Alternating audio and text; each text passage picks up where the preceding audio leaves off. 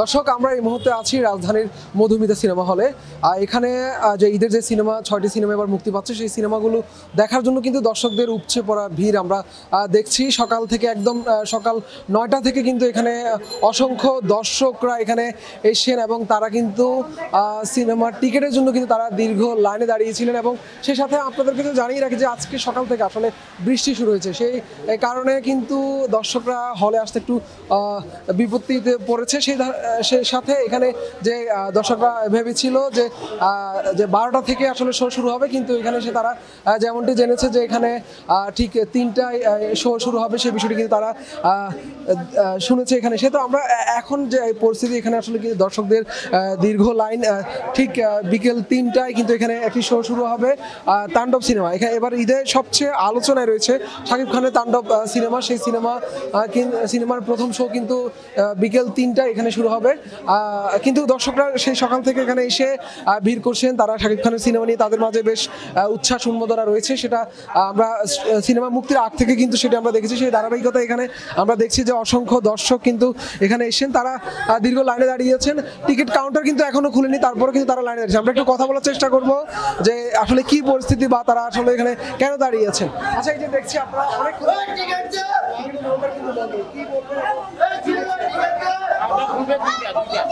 Counter 1:30 বাজে খুলবো কইছে। কতক্ষণ ধরে এখানে দাঁড়িয়ে আছেন? এখানে দাঁড়িয়ে আধা ঘন্টা হয়েছে।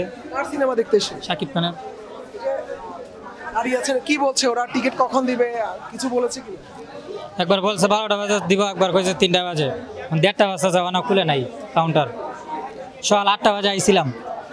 আচ্ছা, এই যে সকাল 8টা বাজে আসছেন, এতক্ষণ দাঁড়িয়ে আছেন এখানে, খারাপ লাগছে কি? খারাপ তো লাগতেছে, অবশ্যই খারাপ লাগবে না। তারপর শাকিব খানের সিনেমা দেখে যাবো।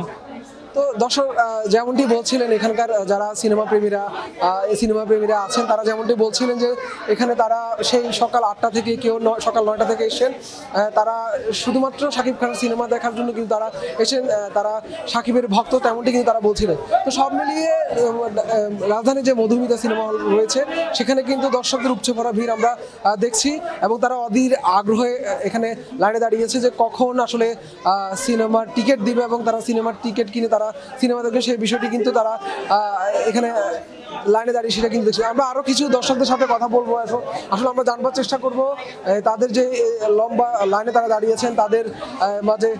কাঠ ও পিভিসি ম্যাটেরিয়ালের সংমিশ্রণে তৈরি আধুনিক আরএফএল উডিডোর, কাঠের চেয়েও কঠোর। একটু কথা বলবো, এই যে অনেকক্ষণ ধরে দাঁড়িয়ে আছেন, কেমন লাগছে বা কি বলবো? অনেকক্ষণ ধরে দাঁড়াচ্ছি, অবশ্যই কষ্ট হচ্ছে আমার। 1.5 ঘন্টা হয়ে গেছে টিকিট কাউন্টারের সামনে দাঁড়ায় আছি, 11:30টার সময় আমি বাইরে দাঁড়ায় আছি, তো এখনো হয়রানির শিকার হচ্ছে আর কি। কি বলছে তারা? কর্তৃপক্ষ কিছু বলছে? কর্তৃপক্ষ বলছে 2টার সময় টিকিট ছাড়বে আর কি, 12টার সময় টিকিট ছাড়ার কথা ছিল। আর সিনেমা দেখতে এসে শাকিব খানের সিনেমা দেখছি তাণ্ডব। ঈদে আসলে সবাই পরিবারের সাথে সময় কাটে, সেখানে আপনারা শাকিব খানের সিনেমা দেখতে এসেছেন, আসলে কি থেকে শাকিব খানের প্রতি ভালোবাসা থেকে নিশ্চয়ই কি বলছেন? অবশ্যই তার প্রতি আমার একটা ভালোবাসার সম্মান আছে, তার জন্য তার ছবি দেখতে আসছি।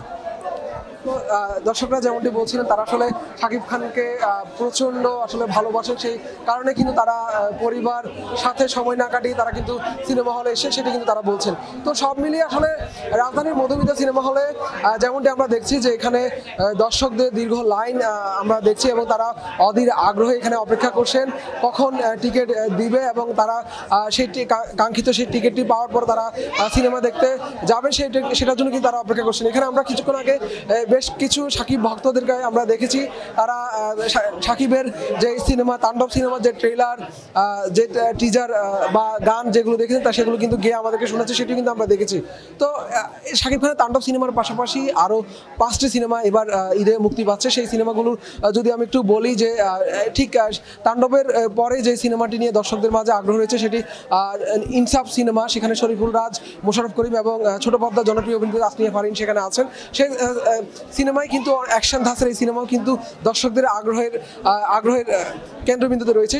পাশাপাশি এরপরে নীলচক্র, এশা মার্ডার সহ এইসব উৎসব আরও সব মিলে মোট 6টি সিনেমা কিন্তু এবার ঈদে মুক্তি পাচ্ছে।